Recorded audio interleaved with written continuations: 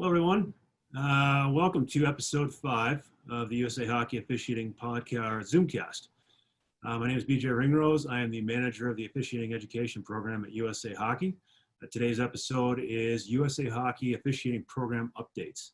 Joining me here, we've got a great panel of USA Hockey leadership. To start off, we'll start off with Matt Leaf. Matt Leaf from the Colorado Springs area, where he works in the national office. He works on the USA Hockey National Office staff.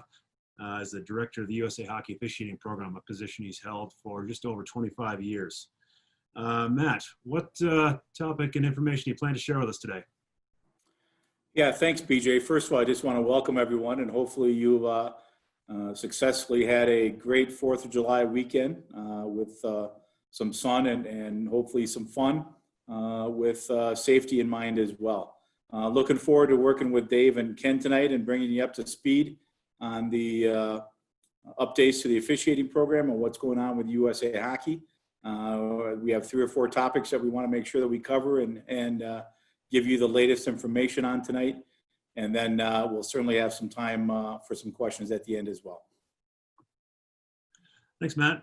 Moving on from Matt, we go to Dave LaBuda. Dave LaBuda from the Chicago area, although from his looks of his backdrop, it looks like he's up in the summer safe haven of northern Wisconsin right now. 30-year plus volunteer administrator of the USA Hockey Officiating Program, serving most notably as the national referee-in-chief of USA Hockey, a position he still currently holds. Dave, what information do you plan to share with us today? Thanks, BJ, and I also would like to welcome everybody and look forward to an interesting evening with Ken and Matt and yourself. I'm going to hopefully be bringing people up and giving them some information about the registration process as well as the upcoming seminar program. Fantastic. Thanks, Dave. Last is Ken Reinhardt. Ken Reinhardt is from the Dallas-Fort Worth area of Texas, where he serves as the Rocky Mountain District Referee-in-Chief, and also on a national level, he's the section director of the USA Hockey Officiating Section. Been a 45-plus member of USA Hockey as an official, and of course, this is actually his first ever ZoomCast episode, so a kind, warm rookie welcome to Ken Reinhardt. Ken, what do you plan to share with us today? Thanks, BJ. Thanks for the introduction. I'm happy to be joining Matt and Dave here. We're going to be talking about something that has been splashed all over the newspapers and is of grave concern not only for hockey and USA Hockey, but also all amateur sports, and that is retention of officials and the impact that abuse has had on that, and what USA Hockey has done to try and help curb that bad acting that's been going on. Thanks, Ken. So we're going to move on and get into the presentations themselves. I just want to remind everyone that just to answer any questions, just use that Q&A feature. If you are in Zoom and participating through Zoom, you can ask questions to the panel. We're going to do the presentations themselves, probably have a little brief Q&A here amongst the panel themselves. But then as we get through the 3 topics, and we get later into the ZoomCast, we'll actually get to your questions. And again, use that Q&A feature in Zoom to submit your questions, and we look forward to them. If you're watching us live on the YouTube feed, unfortunately, while you can participate and watch us live, you won't be able to submit any questions. But we certainly thank you for joining us, and we hope you enjoy the show. So just to start off our first topic, I'm going to launch a poll to all of our participants in Zoom. Those of you who are watching on YouTube, unfortunately, you won't be able to participate in the poll. So just sit tight with us for about a minute here. And it's just a little 2-question poll, pretty simple stuff. First question being, given the current COVID-19 pandemic situation in your local area, how comfortable do you feel with returning to officiate hockey games? First option, very comfortable, no real safety concerns at all. Second option, somewhat comfortable, some mild safety concerns. Next one is somewhat uncomfortable, a few major modest or moderate concerns. And the last one, very uncomfortable, some very serious concerns. And you'll see question 2 is, my concerns with returning to work games are, and just select all that apply. General public at the rink, sharing a locker room and working with a partner, physically and managing and getting involved with players, communicating with players and team benches, or I don't have any concerns at all. And of course, in both questions, you have the option to select I'm not an official if you're a coach or a volunteer or a player who happened to join us tonight. Okay, looks like we're about done. We'll end the poll. Share the results.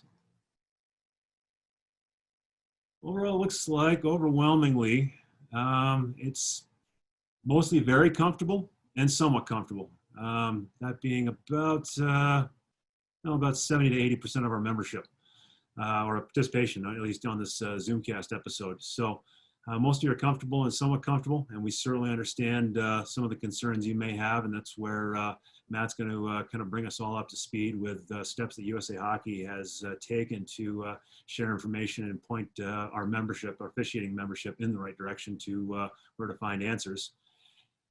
And then the second question, very, very much split up actually amongst everything. And that's certainly understandable. Everyone kind of has their own personal concerns amongst whether dealing with just the general public in the lobby of the rink, or passing someone in the hallway, or sharing a locker room with a partner, or getting involved with the players, whether communicating or whether physically getting involved with the player. And it just seems pretty well split amongst all four of those options. There are a few of you that don't have any safety concerns, and that's really, really encouraging to hear. So with that, we'll move on to Matt. And Matt's going to share us some information regarding the COVID-19 situation and frequently asked questions.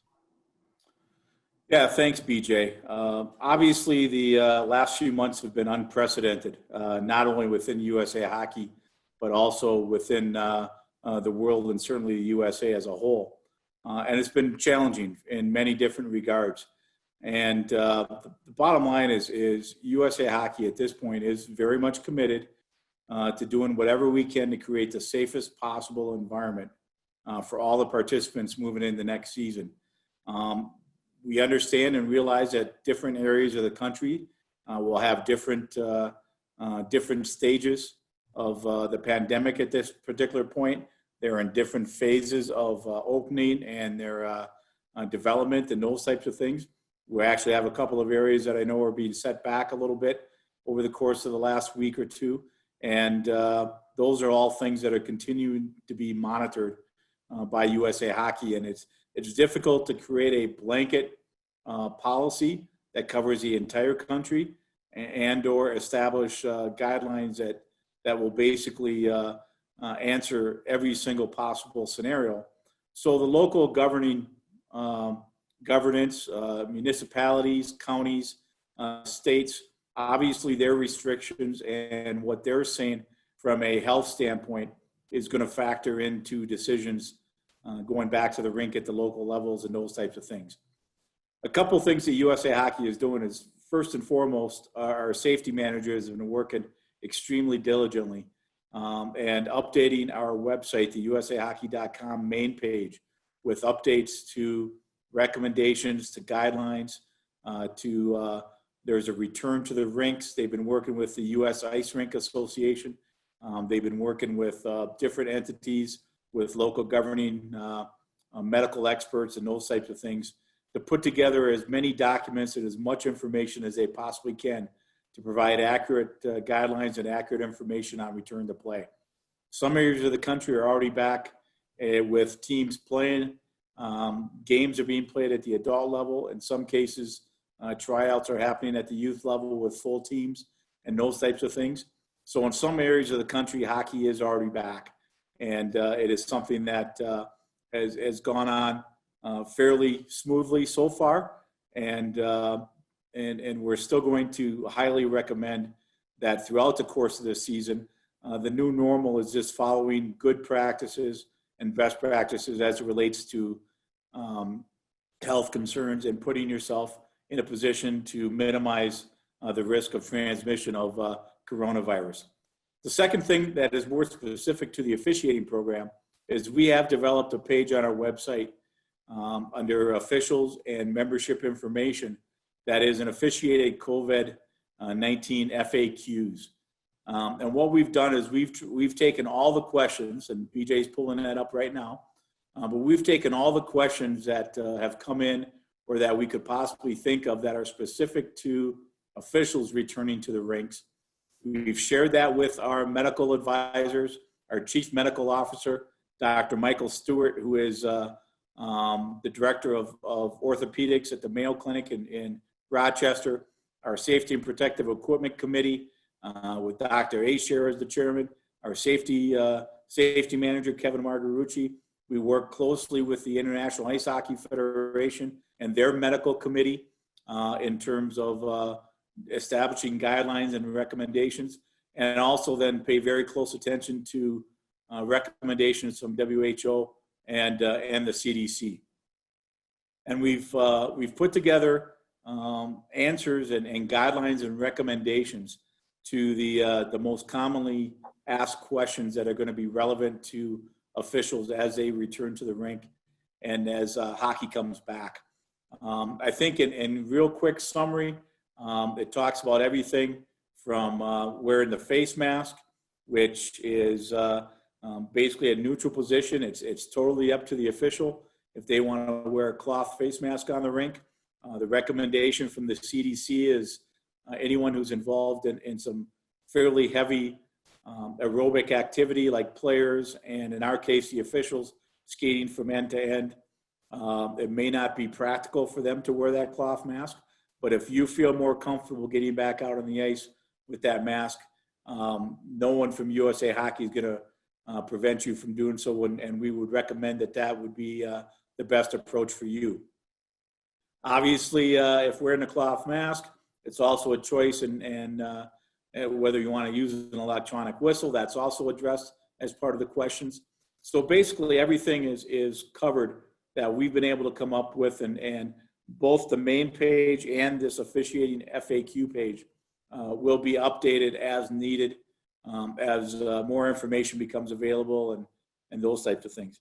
I think that the most common things, or the easiest things that I can tell you right now, is basically the bottom line is to follow best practices as much as you possibly can to and from stepping out on the ice. So that means when you're walking into the rink, you're wearing a mask, you're wearing a cloth mask. While in the rink, you're social distancing the best that you can. It may be a little bit creative knowing what officials' dressing rooms are like and how small they are, and they may have some multiple crews that are in there. To do the best you can to the social distance while wearing a mask, and also working together as a team a little bit.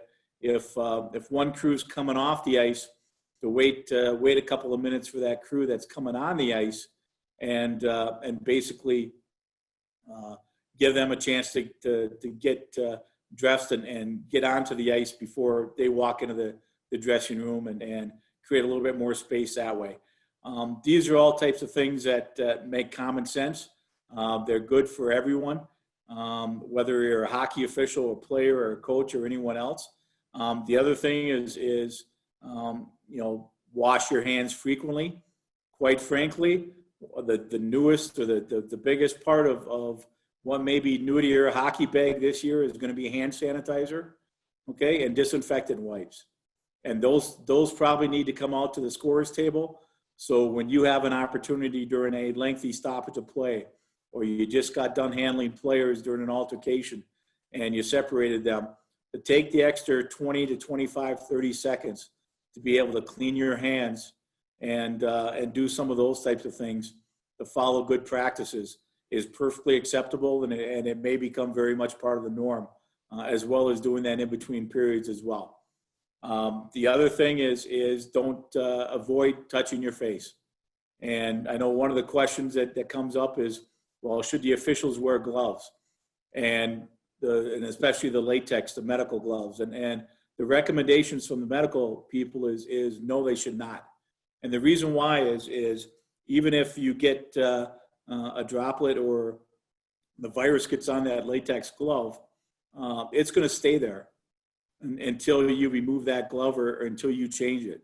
So if you're worried about picking up a puck and potentially picking up the virus on a puck, unless you're going to change your latex gloves or change your gloves every single time after a face-off or after every single stoppage of play, you really don't get much benefit from wearing. So their recommendation is, again, is to utilize the hand sanitizer, have it at the scorer's table, definitely clean your hands in between periods, and most importantly, avoid touching your face. And as long as you do that, you are going to be greatly minimizing the risk of picking up the coronavirus.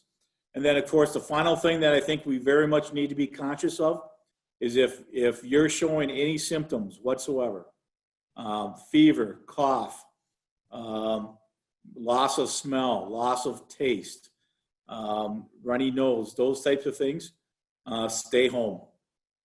Just flat out stay home. Okay? And that's the best recommendation that anyone can give, is just don't put yourself or the others around you, your partners and the players and those types of things, at risk unnecessarily. And if that means that a few games get played with only one official, or with a couple of officials that are less than what was planned, a 3 official system goes down to 2, and or 1 official or 4 officials going down to 3, that's perfectly fine. Okay, but the bottom line is, if you're not feeling well, you're a little bit under the weather, or you're showing any types of signs or symptoms or whatever, please make sure that you just stay home and you turn those games back. And no one should be faulting you for that under these circumstances. So there's a valuable resource for you. I would highly recommend that you check back on a regular basis for any updates. And again, I can't emphasize enough, the people that are directly involved on the medical side of things with USA Hockey are working extremely hard. Our goal is to create the best possible and have a full season as much as possible moving up.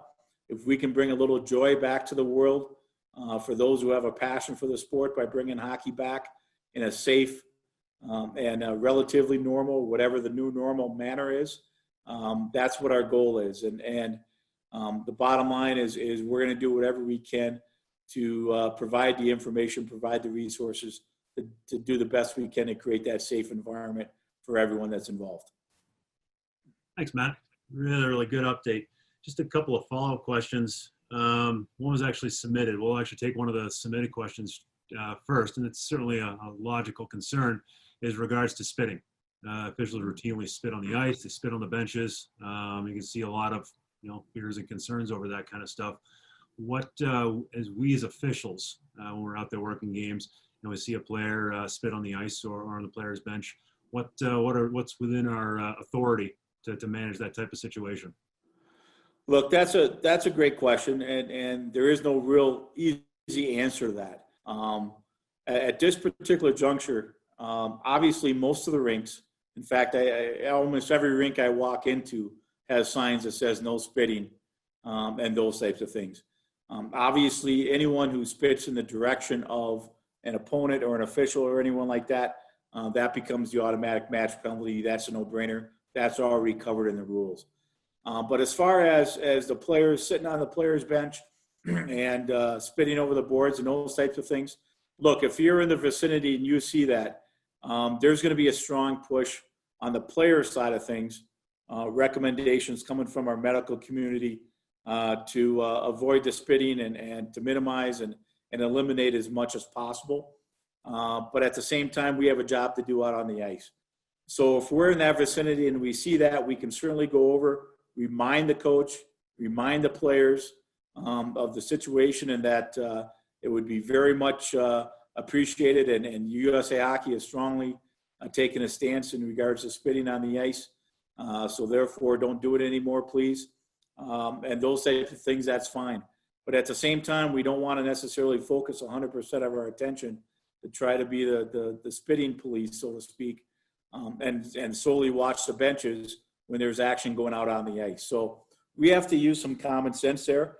We have to be practical in terms of how we approach that.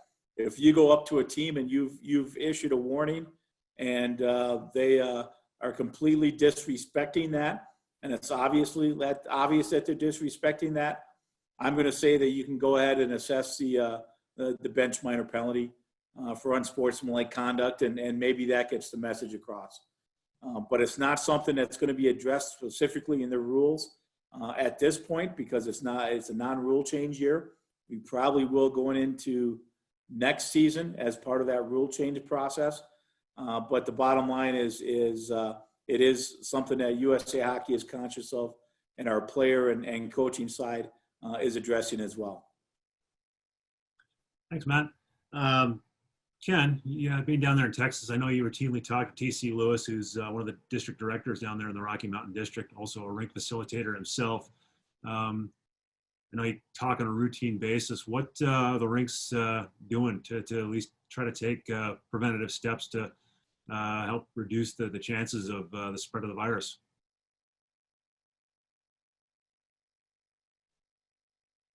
You're muted, Ken. Ken, you're muted. There you go. There we go. Here in Texas and in Oklahoma, they're taking a very active role in the rink setup.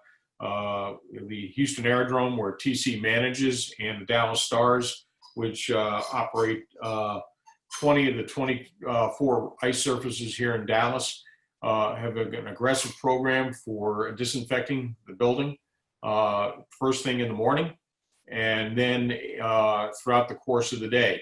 All the high touch points are being wiped down: counters, doorknobs, rink rails, things of that nature, penalty box, score table. The dressing rooms are not available. Players are encouraged to come dressed, and it's kind of like the old days: put your skates on at the bench area. Same thing for the officials.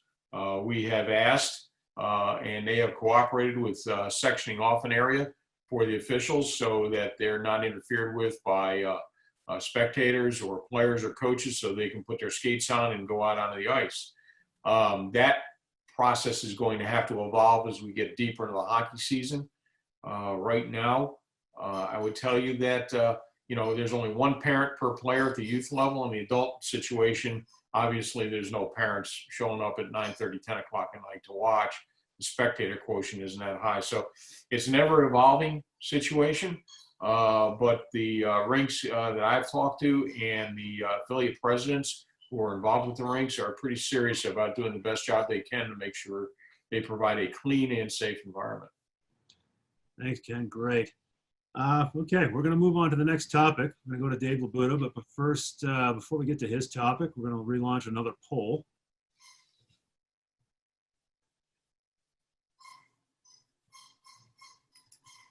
This one deals more with registration, which is Dave's topic. First question is, given a choice between online classroom seminars and in-person classroom seminars, which would you prefer to attend?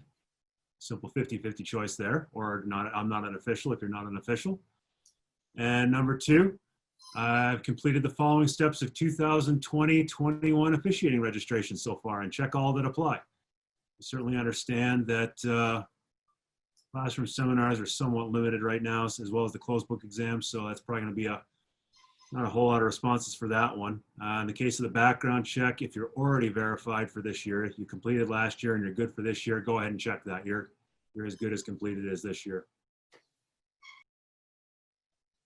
All right, pencils down. I'm going to share the results. So overall, online classroom seminars are taking the edge over in-person seminars, and I can certainly make sense to me. I can see it from a curiosity standpoint. I think a lot of people are kind of excited about the notion of online seminars and what they may have to offer. So I can certainly see the novelty piquing a lot of interest. And overall, membership registration, pretty steady. I mean, basically at least 2/3 of the overall participants on here. And a lot of them already got the background check, or they completed the background check, safe sport training done. Yeah, looks like somewhere in the neighborhood about 1/3 to half or so have completed the open book exam and the video modules as well. Of course, those are available for completion online. All you have to do is complete membership registration, and that open book exam and the online modules become available 24 hours after that membership registration is completed. So we're going to move on to Dave now. Dave, what do you have to update us as far as the registration program this year? Well, it looks like I might be a rather popular speaker based on that last poll. First of all, the registration process, the online registration process, is going to be 99% the same as it has been the last couple of years. The only change is going to be, as those of you who have registered already, probably have found out that there is now a national background check program in place. And that will be now part of the national online registration program, which also means that that's going to have to be completed before you're going to receive your credentials as a fully certified official for this season. That's the only change with the online registration program, which of course opened on time at the end of May. And there have been quite a few officials who have already registered and done a fair amount of completing their requirements. Moving on to the questions concerning the seminars and seminar program. I'm just going to give a little brief history here. Back in March, when it became clear that the COVID pandemic was going to be a long-term challenge for everybody, we realized that we had to come up with an alternative to the in-person seminar, because clearly there was lots of doubt as to whether or not groups of any amount were going to be allowed to be to gather to have a classroom session. So the decision was made to pursue virtual seminars for this season. A committee was put together to formulate both a format and a curriculum for those virtual seminars. It was presented to the district refereeing chiefs a couple of weeks ago, and they overwhelmingly approved that program. So for this season at least, I'm not speaking for anything after this season, there will be virtual seminars available online at all levels of registration, levels 1 through 4. That obviously means that there will be no skating sessions for virtual seminars. So there is the possibility at some point in time where in-person seminars may become available in your particular geographic area. They may be scheduled by the district RIC and their seminar staff, but that's going to be completely a decision based on geography and local restrictions at that particular time. But an official this year will be able to complete all of their registration requirements, including their seminar requirement, online through the virtual seminar program. Just a little insight into what that virtual seminar environment is going to look like. For brand new level 1 officials, the recommendation is that it be no more than a group of about 35, and that the online session be about 5 to 6 hours long. And again, the recommendation being that that session be broken up into 2 separate parts, 2.5, 2.5, 3.5, 3.5 hour sessions, with breakout groups within those general sessions to get some good discussion and individual topic presentation. For the level, the experienced or returning level 1, 2s, and 3s and 4s, the recommendation is a virtual classroom of about 50, and the classroom online time to be about 3 hours, 2.5 to 3 hours, and that's just a single session. One of the advantages of a virtual seminar program is obviously seminars can be held on any day of the week, which obviously adds a lot more flexibility to people attending seminars. It also adds a certain amount of flexibility to where people attend seminars, although there's a strong recommendation that brand new level 1s attend seminars in their virtual seminars in their district. It's important that they get that local information in particular. The online or the open book testing for level 2, 3, and 4 will also be done online. There's a modified open book format that's been developed. What's going to happen and the way that's going to work is that once the online virtual seminar is completed, the seminar coordinator will close out that particular seminar. And at that point, each participant in that individual virtual seminar will receive an email saying that you now have 7 days to complete your closed book exam online. And the only request that's being made is that when the individual official takes that closed book exam, that they do it in one setting.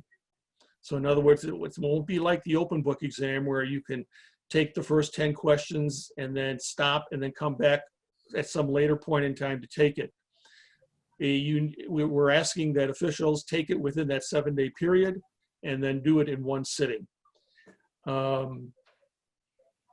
We expect that you should all be seeing seminar schedules being posted sometime starting in the 3rd week of July. The district referee chiefs are working on that right now with their seminar staffs. They're all anxious to get that up there so that they can start getting the seminar programs in their individual districts going. And it might be worth just noting, you know, all the districts are going to be using the online seminar registration program this year because of the testing, the online testing requirement that's going to be there. With that, that's a pretty good capsule of. Sounds like and looks like Dave might have temporarily checked out on us. Stop spinning. Yeah, with Dave being up there in northern Wisconsin, and of course, with the COVID situation, we've had multiple meetings via Zoom. We actually hosted USA Hockey Annual Congress via Zoom. Oh, looks like Dave's back. Sorry, BJ, but for some reason, Zoom cut me off.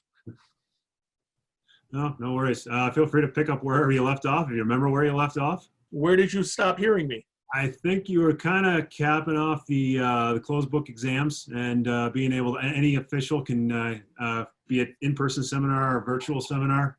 They can do the open closed book exam online. Sorry about that. The closed book exam will be a modified form where every official, once they complete their virtual seminar online and the seminar coordinator closes out that particular seminar, they will receive an email saying that you now have 7 days to take your online closed book exam. That the only requirement there and what we're requesting is that the individual official take that exam in one sitting. So it's not like the open book exam where you can take the first 10 questions and then come back to it 3 days later, take the next 10 and so on. We really would like everyone to take that closed book exam within that 7 days in one sitting. With that in mind, I think that was pretty much, I was pretty much at the end of the recap. And you know what? All districts are going to be using the seminar registration program this year because of the online testing requirement. So again, we encourage people to register for virtual seminars within their own district, but at the same point in time, there's nothing that says that if something is convenient during the week in some other area, to certainly try to explore that. Thanks, Dave. I'll hit you with one quick question before I throw it out to the Matt and Ken if they want to add anything. Sure. Skating test for the level 4s and ice. As I said, because of the virtual seminar format, there's going to be no skating sessions. And even if there is an in-person classroom session, there's going to be no skating session or skating test for this season. And I have to underline again, what I'm talking about here right now has only been decided for this coming season. Great, thanks, Dave.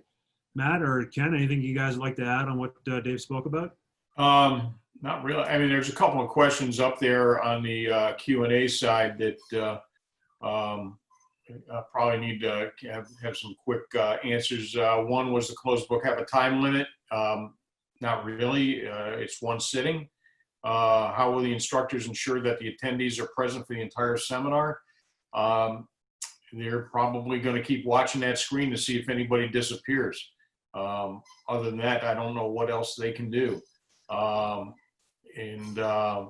There won't be a level 4 skating test. We've already talked about that. And yes, you can sign up basically anywhere in the country. So those are some of the questions I saw there. I don't know if everybody heard Dave's answers, but they're certainly important for everybody to get on the same page.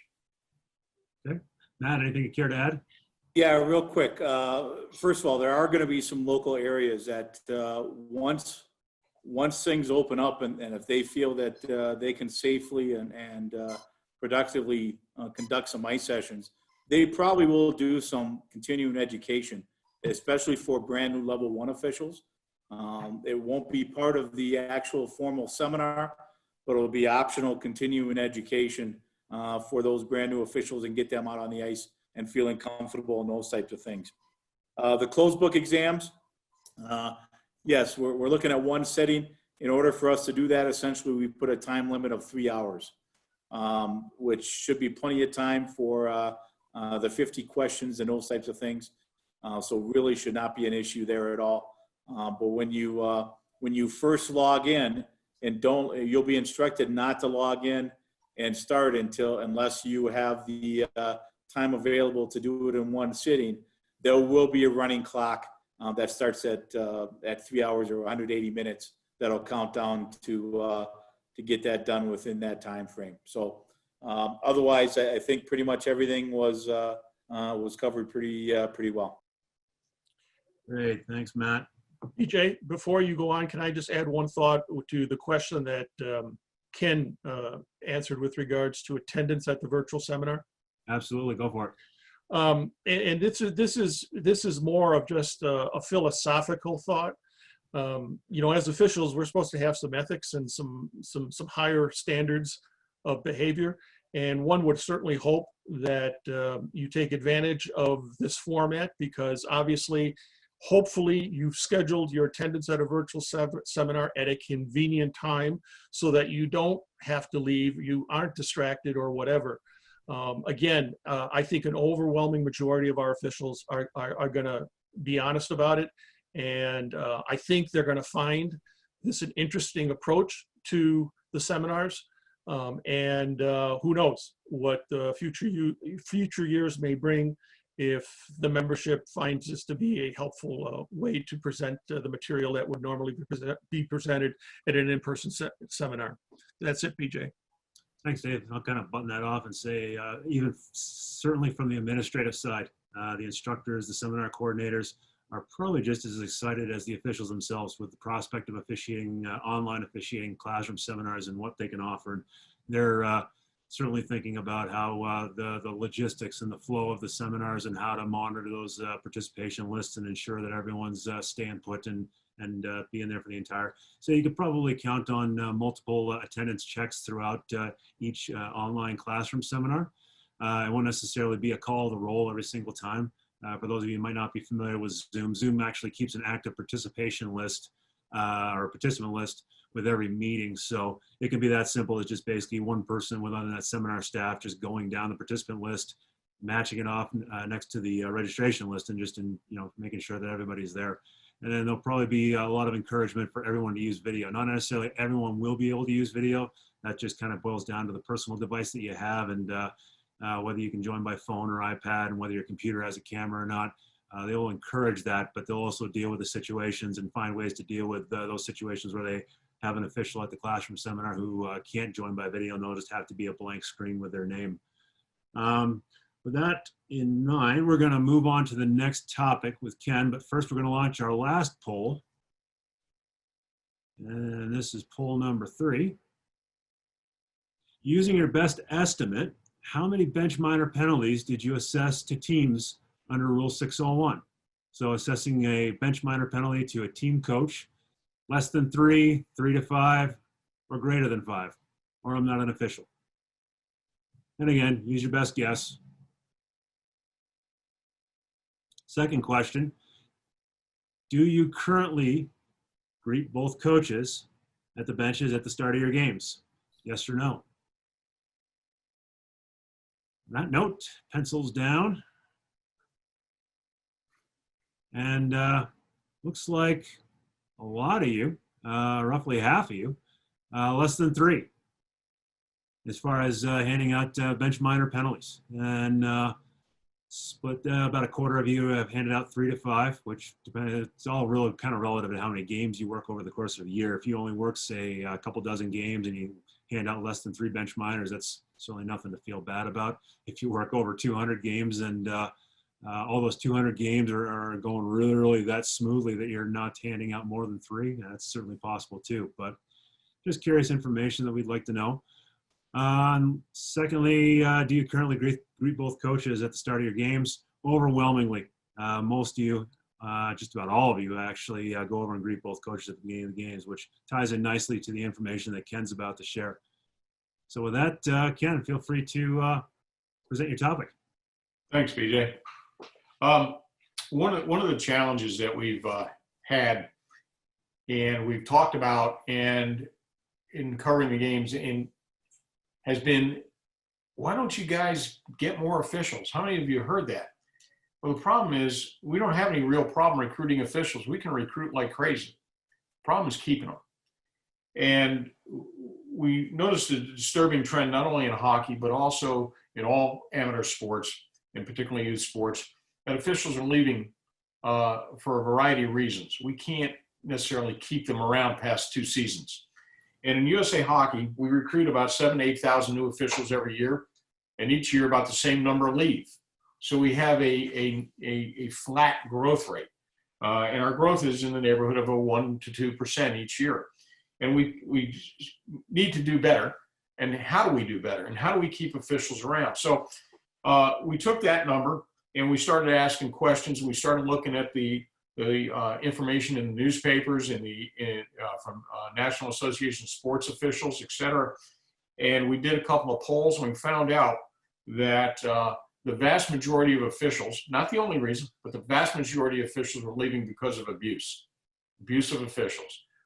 Irate parents banging on the glass, coaches screaming, players misbehaving, whatever those things are. And we did a presentation. We gathered a bunch of information, and we put together a subcommittee that consisted of Bill Hall, who's the chairman of the Rules Committee, Jack Witt, who's the coach-in-chief from Michigan, Al Bloomer, who's the former national coach-in-chief, and Dave, Matt, myself, to investigate and come back to USA Hockey with some information and some ideas on how we can start to curb this abuse and how we can create an environment that's safe for all participants, including officials. So we did that, and part of the initial effort there was to take a look at the zero tolerance policy. Zero tolerance policy has been in our rule book and in the annual guide since 1992, and it hasn't really been updated. So we embarked upon that, and we updated it, and it has been passed by the board of directors. And some of the key changes were acknowledging that we're creating a safe environment for all participants, for all aspects of the game, for coaches, for opponents, for officials, et cetera. Because if officials don't show up, obviously there's no one to officiate and there's no game. So the zero tolerance policy summarizes those actions when violations occur. So as it relates to players, we know what Rule 601 says. As it relates to coaches, we know what the results there are. As it relates to spectators, which has always been the uncontrollable element, we have encouraged and gotten support from the districts and the affiliate presidents to consider putting a monitor in the stands, not a policeman, not somebody who's going to escort people out, but somebody who's basically just going to say, hey, look, that kind of behavior is not good for the game. You need to stop. And then if they don't stop, they have the ability to go to rink security, rink management, or whatever, and have this individual escorted to the game, out of the building. It's not for the on-ice officials to get involved in trying to manage the spectators, but it is your job to address them when they are disrupting the game. And if they won't change their behavior, you have to take action to get them to stop. And that means perhaps stopping the game and making it known to both coaches that that individual has to leave, or asking the scorekeeper to have somebody from the rink escort that individual out. But the whole idea here is to change the behavior, to change the culture, okay, so that you as an official can discharge your duties and officiate the game without being interfered with needlessly. That doesn't mean people are always going to like your call, and it's okay to disagree with a call, but there are limitations to how far that goes as well. So part of the seminar package this year will be a review on the proper application of Rule 601, and you'll all be exposed to that. And we'll also give you direction on how to handle these other situations where it involves spectators. And again, The whole idea is to create a safe environment and a fun environment. I always say to officials, at least in my district, treat disrespect with respect. You have the authority of the rule book. So for all of you who posted that you've only handed out 3 or less bench minors over the course of a year, that's great. I'm glad your games are under control.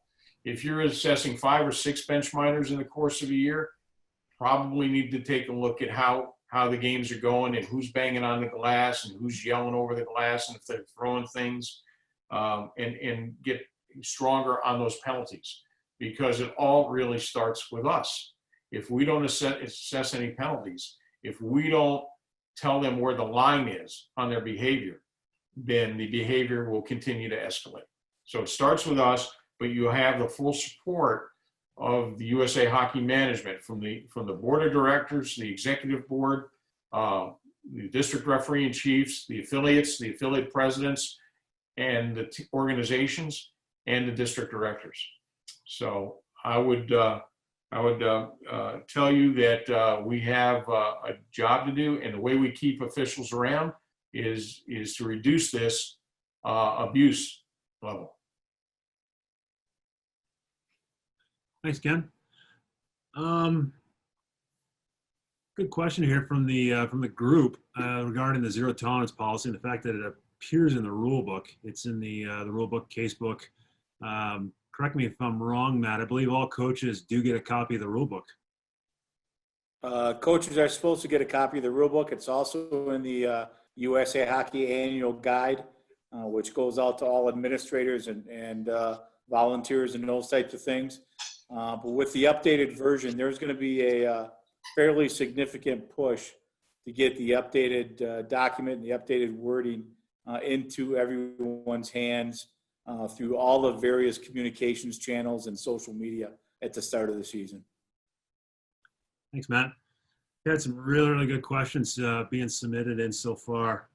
Fantastic. One question was in regard to the AOS, the Advanced Officiating Symposium that is offered annually to elevate an official from regular membership status to elevated tenured status, where they get a pretty significant reduction in registration requirements every single year.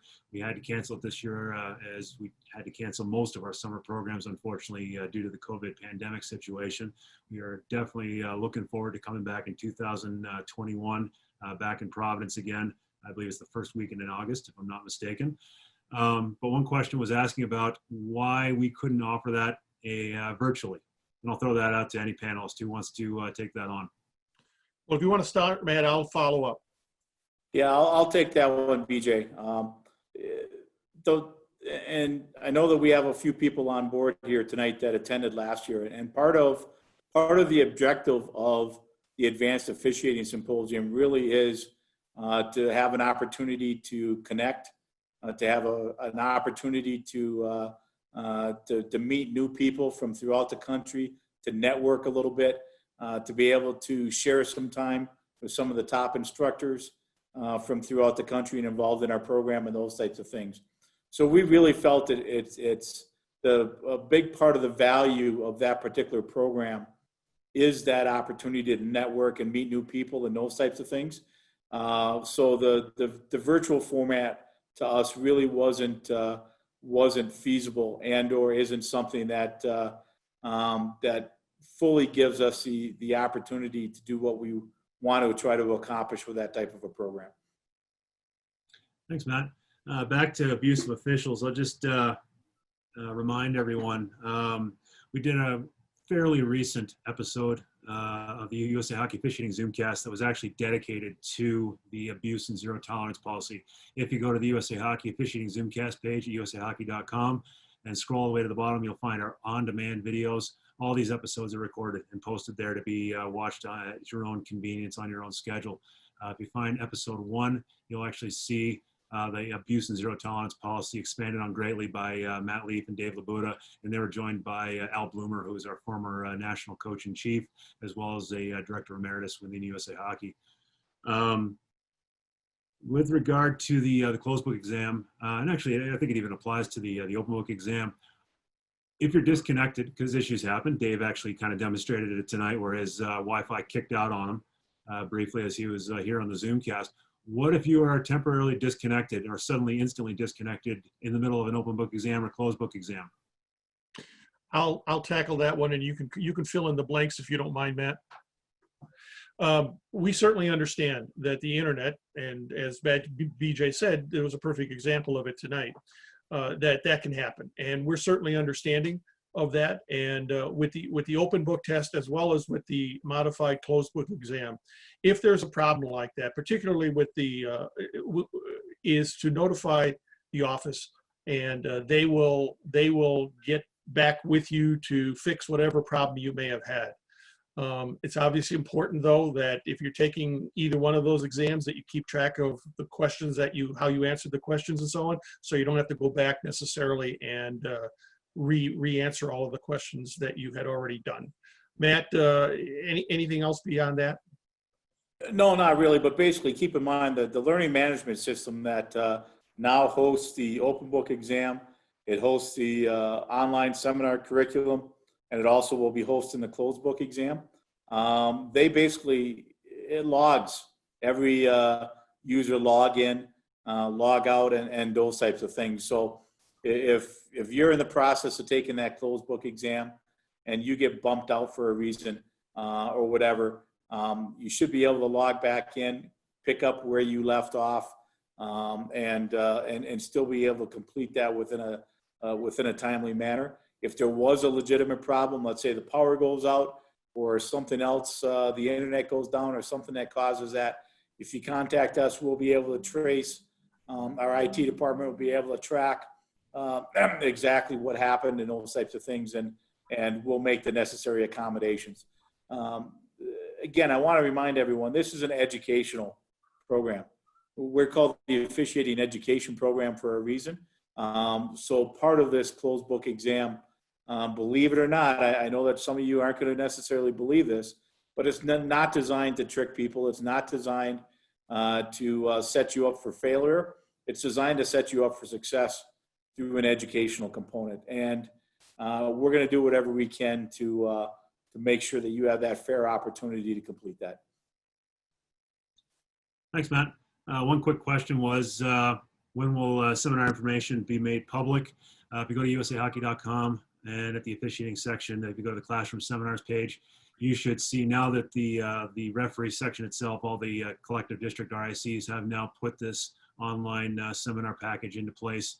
We're now comfortable with basically the local seminar coordinators and so forth now can move forward with scheduling their seminars, and that information will be posted not only in the courses system where it's hosted, all those different seminars, but also you'll see it within the seminar catalog at the classroom seminars page at usahockey.com. Another interesting question, with no ice being mandatory for level ones and no skating exam being mandatory for or for registration. Could a level 3, someone who's completed membership registration right now as a level 3, could they bump themselves up to level 4? And Matt pretty much answers that in the nonverbal sense. Our USA Hockey membership registration rules have been pretty firm against officials changing their registration level once that membership registration has been submitted. Correct, Matt? Yeah, correct, BJ. And that's exactly why I think there's 3 different opportunities throughout the registration process that you have to check to confirm that you're applying for the level that you intended to apply for. So once you've made that final decision and you've checked off the 3 or 4 times to confirm that you're applying for level 3, we have to honor our rules and make it fair for everyone that they will remain at that level in terms of their application process. Because part of the thing is it automatically triggers the open book exam and automatically triggers the online seminar curriculum as well. So to manually have to go back and override that takes quite a bit of effort, quite a bit of time.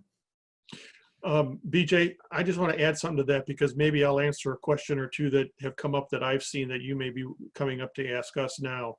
To add to what Matt said, the same registration requirements and restrictions that have applied in the past apply this year. The virtual seminar format, the only impact is that there's no ice sessions at any level, and that the closed book exam is done online. So a level 3 can, if they're eligible, move to level 4 with no skating test. But again, they have to pass the level 4 closed book exam. So, I just want to make that clear that, nothing other than those factors have changed in this year's registration program. Thanks, Dave. I'll throw this next one out to Ken. Ken, there's a question regarding registering for seminars. And as Dave kind of noted with his presentation, it's kind of wide open now with the online seminars. You can pretty much register for a seminar anywhere. That's pretty much always been the case, correct, Ken? It's going to be a cheap way of visiting Hawaii if you live on the East Coast or whatever. But you'll be able to register for any seminar because it's virtual. You won't have to leave the comfort of your couch or your desk. You might see some districts or areas try and hold back seats to make sure their local population it has full opportunity to access that seminar. But by and large, you should be able to attend any seminar at any point in time. The seminar is going to be pretty flexible this year with doing it virtually and not having to be at the rink. The typical Saturday, Sunday deal is going to be probably out the window. You'll probably see a lot of Monday, Tuesday, Wednesday evening deals, that type of thing. So yeah, you'll have more opportunity to complete your seminar this year than you've ever had. Thanks, Ken. On that note, we are actually coming up to the top of the hour here. So unfortunately, we are going to have to wrap up this episode.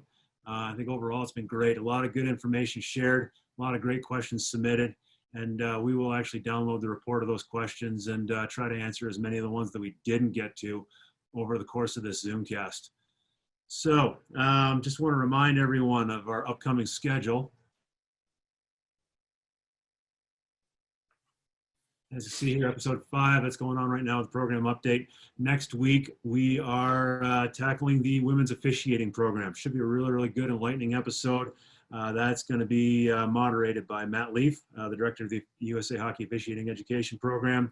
And he is going to be joined by Kendall Hanley, Jess Leclerc, and Jenna Janschen, 3 female officials that have worked very, very hard, come up through our development program process. They've been to our Women's Future Development Camp program, or regional camp program as it was known formerly back in the day, and took every step and put themselves in the best position to advance through the various development programs, be it USA Hockey Girls Women's Nationals, be it start to work some of, whether it be local, like kind of international competition where they've had that opportunity to get into that, or they've gone to our lead experience program where they actually get into the formal process of getting an IHF license and chasing after those IHF tournaments and working international tournaments.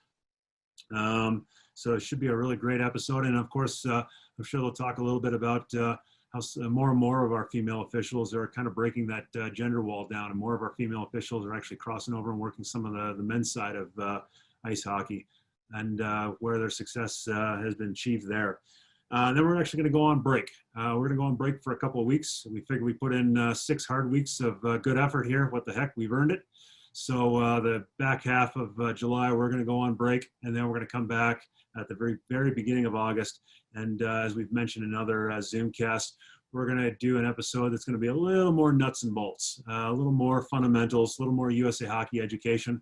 We're going to address the 2 official systems. So those of you out there who are watching this Zoomcast that know of be it first-year level 1 officials or second-year level 1 officials, or more of those grassroots officials that could use a little education with this 2 official system, certainly tell them about this Zoomcast, whether they want to watch it live, or you can certainly point them to the officiating Zoomcast page at usahockey.com where they can watch on demand. So that's our overall upcoming schedule. We look forward to every episode. Don't forget to follow us on our social media channels. We have Twitter and Instagram channels that are easily searchable, easily joinable, and easily likable. So follow us on social media. And of course, there's going to be a survey, follow-up survey to all the participants here on Zoom that we'd like you to share your feedback with us. Those surveys, we take them very seriously. What you liked about the presentation, strengths, weaknesses, any of the information and comments shared by the panelists, strengths and weaknesses, and even it's your chance to submit any topic suggestions. We're always looking for good topics. You as our membership is certainly our best resource to finding out where we can take this program with new episodes and so forth. So please feel free to share your thoughts with those topic suggestions. On that, I want to thank all the participants here, whether it be in the Zoom setting or whether it be on the YouTube or anyone out there watching on demand. Thank you for tuning in and watching this ZoomCast. And for those that are returning, thank you for your support and dedication to this program. Thank you to the participants. Thank you to Ken Reinhard, Matt Leaf, and Dave LaBuda for taking an hour out of your busy schedules and joining us and sharing all this great information with us. We appreciate you so much for joining us. And on that note, we'll wrap things up. So on behalf of USA Hockey and the USA Hockey Officiating Program, I am BJ Ringrose, and thank you for your dedication to USA Hockey.